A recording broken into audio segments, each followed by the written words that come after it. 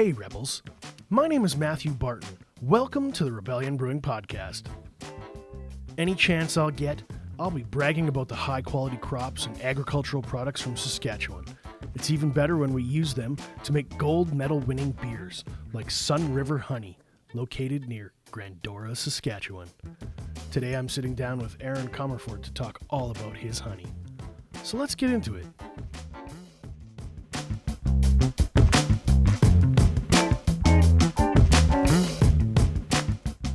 Aaron, welcome to the show. Thanks for having me, Matthew. Pretty excited to be here. Let's start from the very beginning. Who are you and what do you do? Well, I'm president at Sun River Honey. We're a family honey business, like you said in the preamble, near Grandora, Saskatchewan, which is just west of Saskatoon.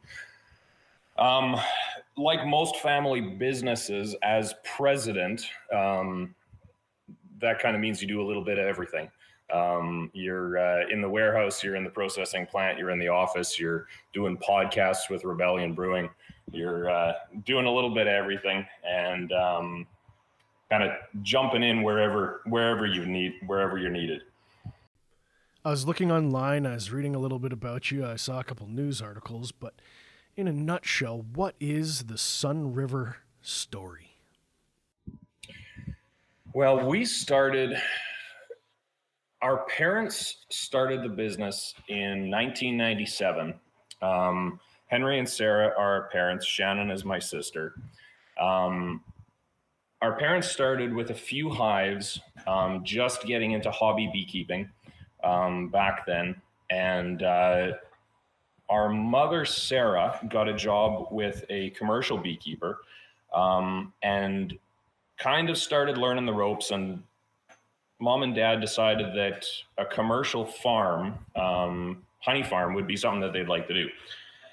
So they incorporated in the year 2002 as Sun River Honey, and basically spent the next 20 years growing the farm, and Shannon and I grew up in it. We, over the years, employed almost every childhood friend that Shannon and I had, got roped into working at the farm during the summer. We had temporary foreign workers come up for a while that helped fill out our Canadian contingent.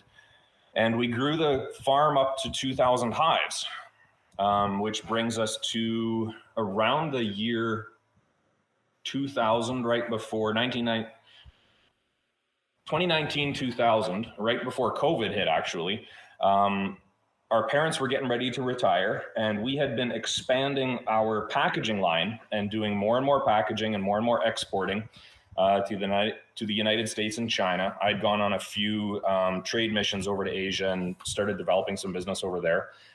And we decided, with mom and dad retiring, semi-retiring as it turned out, which I guess there's another element of family business. You're never really out of it. We would focus on packaging and exporting honey and not the primary productions side of it. So we had really great friends that actually the same ones that my mom learned from 20 years ago. The kids over there are running the business now, Tony the Lawn Sales, and they purchased the vast majority of all of our hives in place, and they're running them now. And it allowed us to switch and focus on the packaging, exporting, and marketing of our honey, which has been phenomenally exciting. A complete shift in kind of the different sides of the agricultural world, but has been really great. And that kind of brings us to today with a major focus on e-commerce.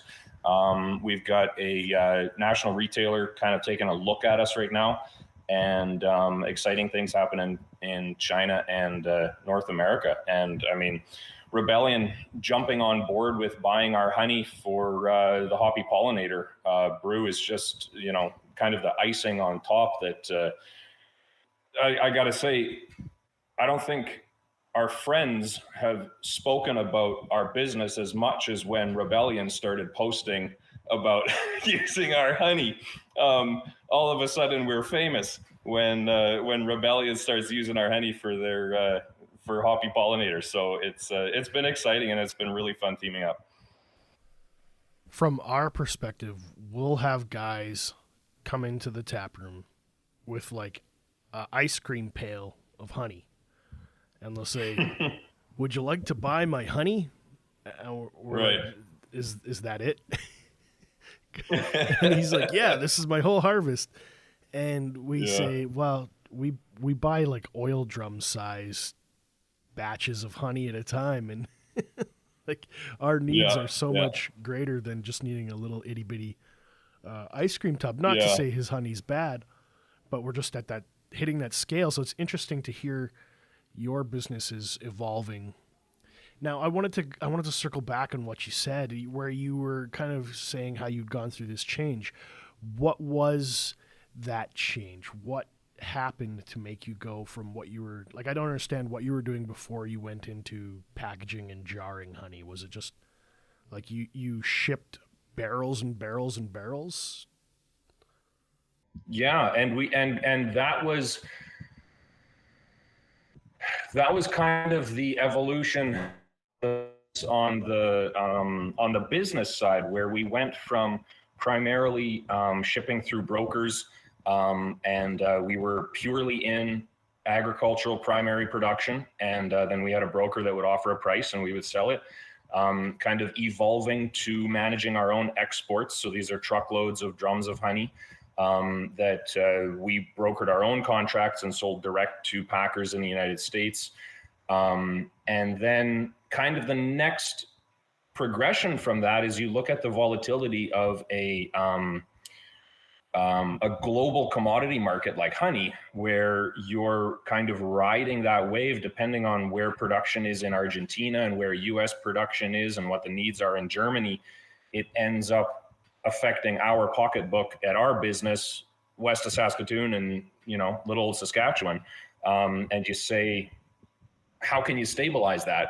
Well, one of the, actually the simplest way for us is to start packaging retail and stabilize that price to the consumer. The other side of it is that it allows us to vertically integrate right from production straight to producing the finished product for the consumer, which, especially if you start getting into export markets, there's a lot of shady things happening on international trade. If you can say, yeah, I know exactly where that honey was taken from, and not only every company, but every employee that touched it on the way to the final product that ends up on your table, there's a lot of comfort, safety, security that the consumer gets from that. So all of that together kind of just led to what we felt was a natural business progression to what we're doing today. I suppose looking back on it, there was a lot of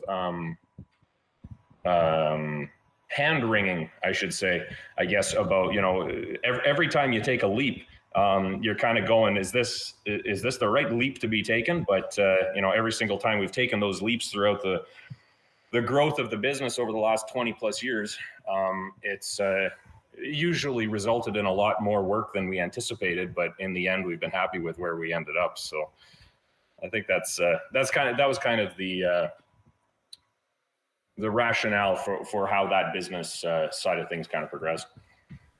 The way you talk about it really resonates with me because of the supply chain issues we're seeing now with COVID-19. We're getting hammered on not just inputs, but on cans. We're getting stuck with like the BC fires and now the BC floods. It's like shipping containers are coming in and we're like, where's our fruit? Where's the stuff we ordered 9 months ago, bro? And they don't have a good answer. And we could say, well, we know the honey's coming and we know it's right in our backyard and we can shake their hand and talk to them directly, and they'll answer the phone and speak the same language as us. And when you say there's shady stuff going on, I've heard rumors of like people padding their supply with like corn syrup or other adjuncts, and I'm like, F that, man. I want to, if I'm buying honey, I want to know it's 100% honey. Exactly. Yeah, exactly. And I mean, that's even, I think that the average consumer is in Canada in a really wonderful place where we've got oversight here that we take for granted our food security here because we produce so much of what is needed in the world. And we've got such great oversight that shady stuff is not happening right here at home. It's happening across the globe. And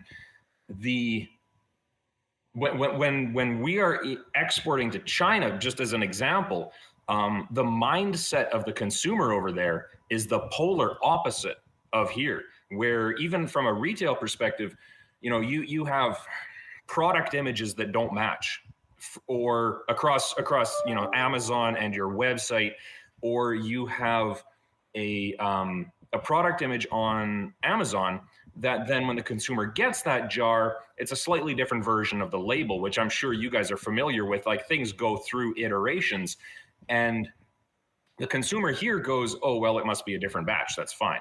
But the consumer there immediately goes, well, it's fraudulent. This isn't an authentic product because the label doesn't match what I saw online and what I thought I was purchasing.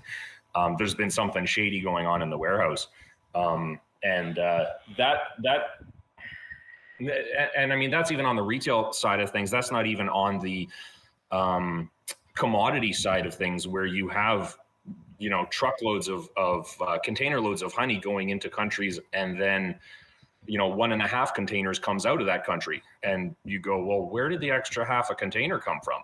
And it's been topped up, shall we say, with any of these other syrups that are always in an attempt to evade testing. So yeah, consumer, I don't think there's any direction that consumers are going other than wanting more accountability, wanting more assurances that what they're getting is the real thing, And I think businesses like Rebellion and Sun River being able to team up and say, this is right from Saskatchewan, and we know exactly where it's from, is a great thing.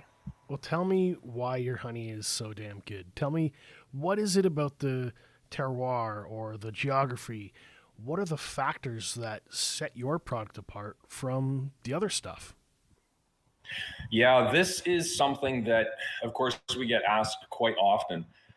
It starts with the flower that the bees are foraging on. So Saskatchewan is, as everybody knows, a massive canola producer.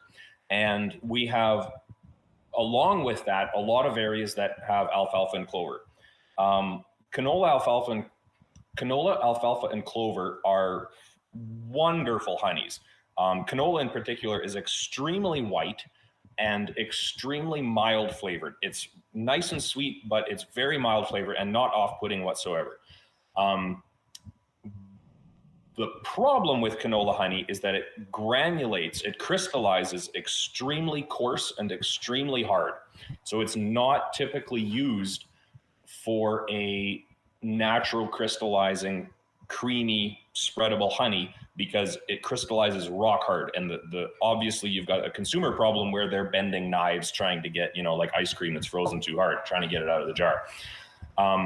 In 2000 and so first point, start with the correct flavor of honey. Next point, process it properly. In 2018, we started working on a new version of the traditional creaming method, and it took us a year to perfect that. I was on multiple trips with honey to different labs, testing different methods for changing the creaming process of it. I mean, I'm sure you guys are fully aware of testing and tweaking and in your how you guys are producing your beer. We, I mean, at one point I was putting coolers of bags of honey in my checked luggage on an airplane, crossing the country with this, with handwritten Sharpie on the bags, crossing my fingers that this didn't get flagged at airport security as some foreign liquid that was trying to get put into checked baggage. Got to the other facility and was able to run a bunch of tests, and then I told them, keep the honey. I don't want to travel home with that. Flew back home, and a few months after that particular trip, we had our technique figured out, which all of that is to say, process it properly. And we've developed a processing method that ensures that our creamed honey that we have in our retail bottles is always soft and spreadable and super creamy, and our consumers never get that bent knife trying to get it out of the jar problem. So we can take the most palatable honey produced in Saskatchewan that has difficulties with processing, process it properly, put it in a jar, and then get it to the customer as some of the most premium stuff that they'll find. The next step for us, of course, is adding our infusions that kind of rounds out the whole experience, that you can take that base and then layer on top of it all kinds of different infusions and kind of play with what the different the flavors you can get by mixing those two things together. And that's been really exciting too, because we've found that people really, really love the, it parallels again, the beer industry, where people want to try something unique. And we've got reviews on our site of people saying, I was really hesitant about this chipotle honey. I don't usually like that, but I went for it, and now we're using it everywhere as a dip in all of our suppers, and it's a nice little exploration, I guess, for customers to try. That's what makes us different. Well, let's back up for a sec. My friends, they do hobby beekeeping, and they said something to me that I never really dug into, but they said creaming honey is like a chain reaction or something you have to introduce. Like, how does that work?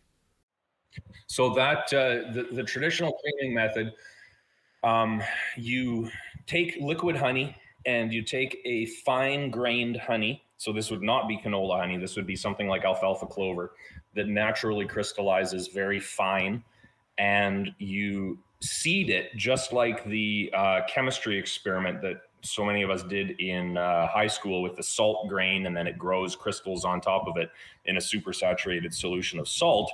Honey's a supersaturated solution of sugars. And so these crystals grow out of honey. And depending on the floral source, they grow very fine or they grow very coarse. So the creaming process is introduce a very fine crystal, and then as that honey naturally crystallizes, it will follow the structure of that fine crystal, and you'll get a very fine grained honey. Of course, the next piece to that is, how do you reliably get a fine grained honey that doesn't feel gritty on your tongue, but also have it scoopable out of the jar so that you don't have a big rock hard crystal in that jar. And that was what we kind of figured out. But the creaming process is a very, very basic chemistry experiment. Liquid honey, introduce a fine grain, and it'll crystallize. Way back, Dice was the name of the guy who developed creamed honey, and back when he was figuring that out, I believe he even tested, and I'm not sure if it was him or if it was somebody else, but they tested like icing sugar, like powdered sugar as the crystal to introduce. Of course, now you get back to the adulterated honey conversation where you've introduced icing sugar to honey. But back then they discovered that it didn't have to be honey grains. It could be any crystal, and the honey will crystallize around it and copy that cell structure. I know when we get the honey from you guys,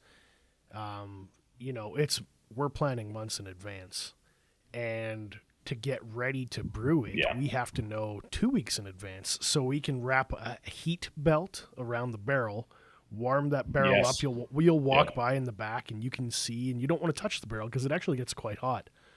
And then they've got a whole lever chain and pulley system like it's an OSHA nightmare. They roll that thing over to the mash tun, and the chains are all clinkety clanking, and then that nice golden liquid kind of pours out.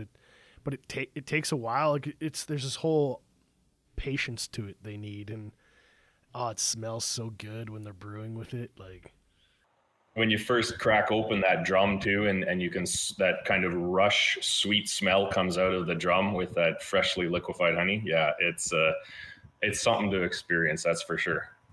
You've got to have a favorite bee story, like so many years. Oh boy.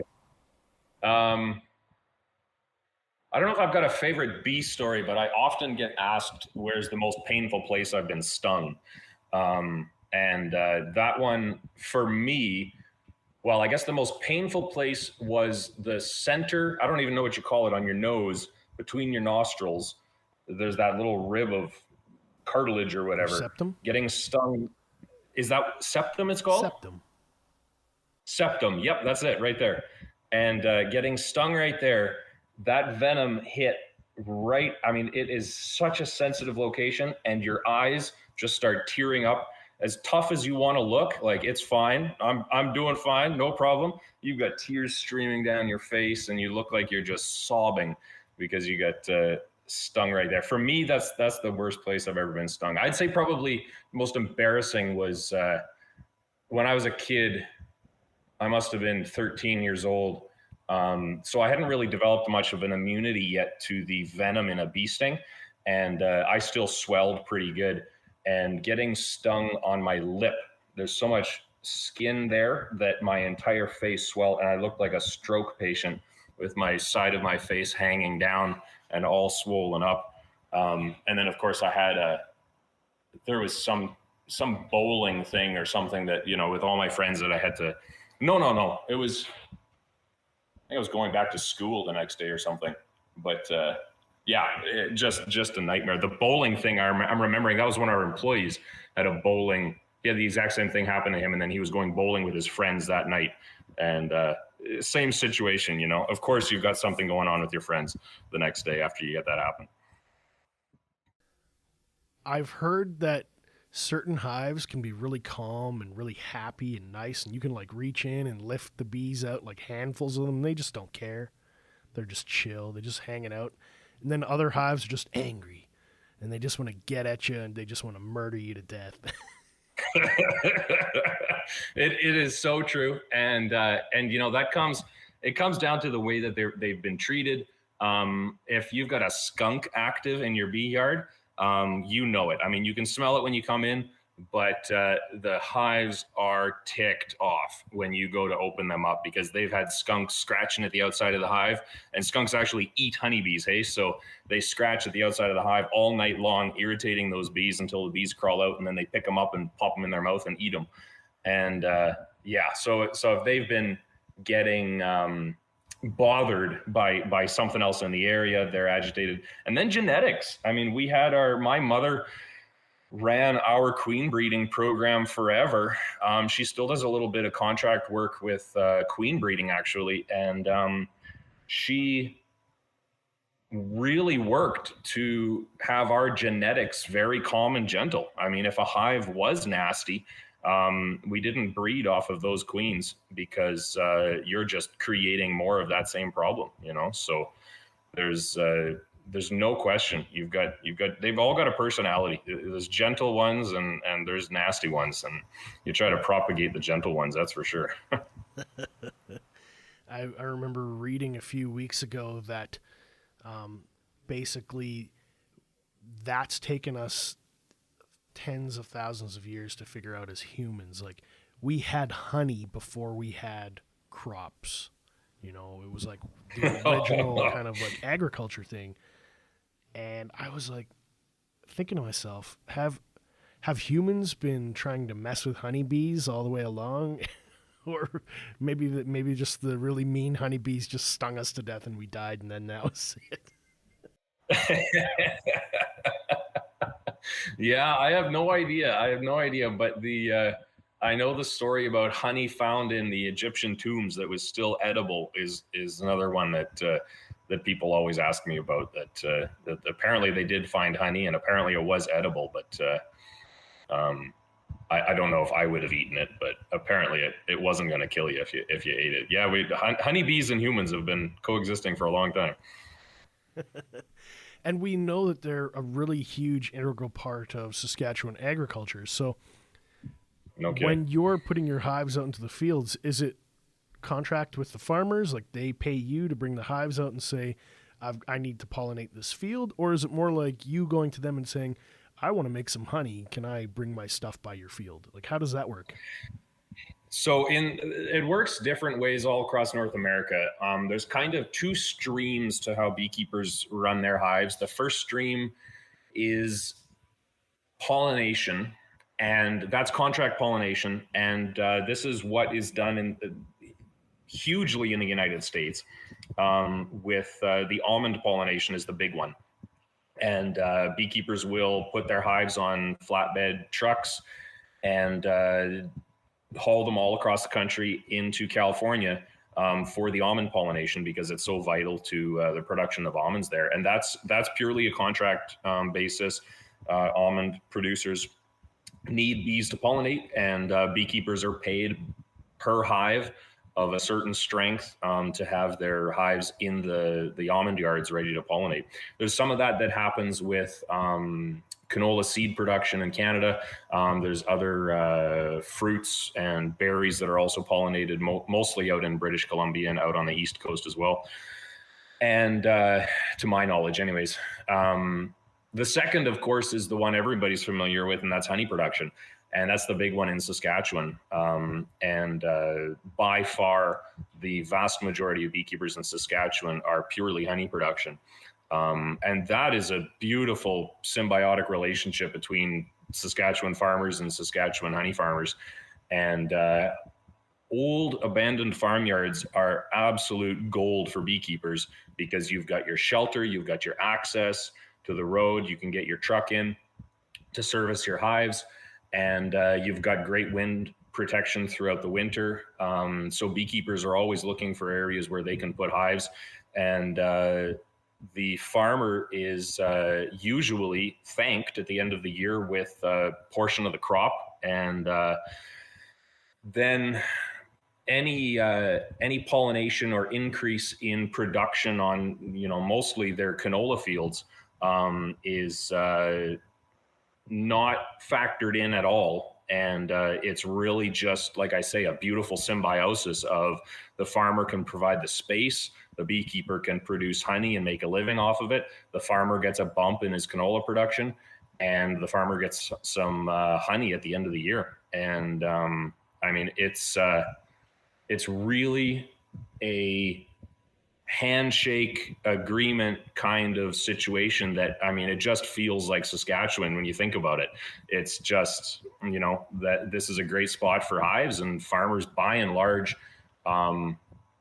virtually every farmer that we ever dealt with was very pro pollinator, pro bees, and said, absolutely, what can I do to get it ready for you? Or is there anything I can do to prep the accessor? And we always said, no, we're okay. We'll bring some of our equipment in and get it ready. But they've been very supportive. And like I said, very much a handshake agreement kind of thing that just, it feels cozy and warm in Saskatchewan and makes you feel all good on the inside. That's typically how it works. And how it's always worked. It's really nice.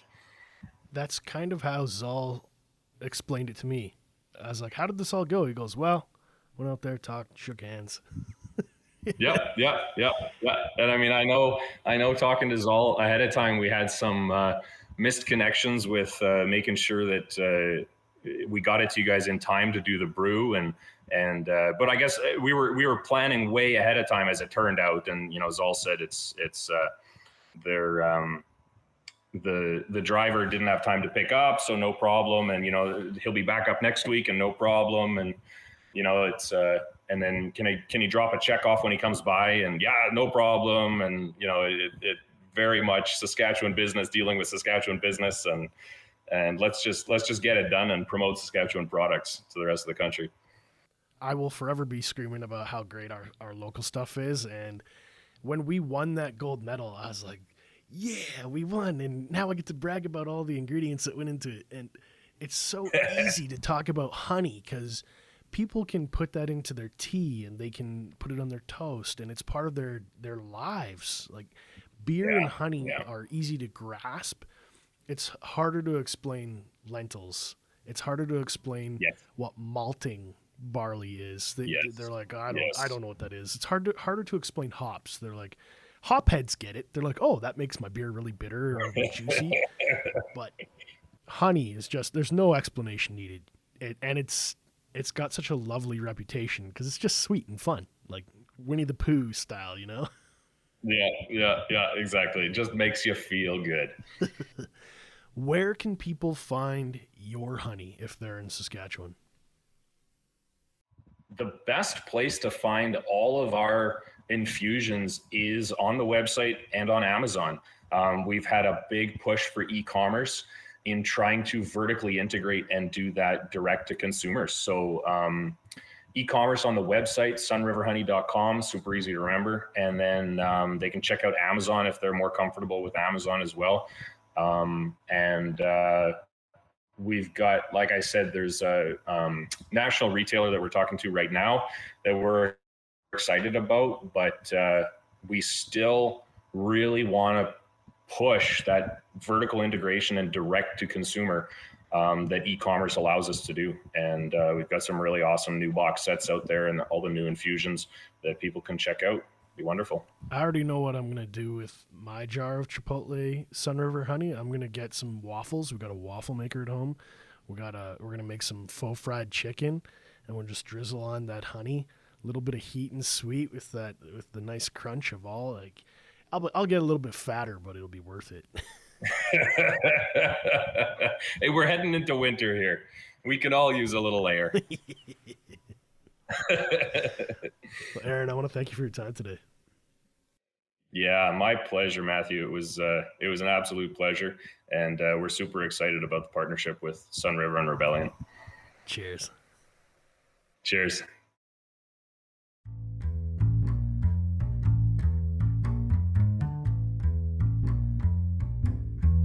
Rebels, thanks for listening today. If you have any questions or comments about this episode, be sure to join us on our brand new Facebook group page, the Rebellion Brewing Podcast. I'm going to include links to all things Sun River Honey in the show notes so you can find out more about them online. I'm also proud to let you know that we're members of the Saskatchewan Podcast Network. It's a one-stop shop for tons of locally produced shows from across our province. You can find them at saskpodcastnetwork.com. Be sure to follow us on Facebook, Instagram, and Untappd so you don't miss out on the latest in Sask craft beer news. Thank you for joining the Rebellion.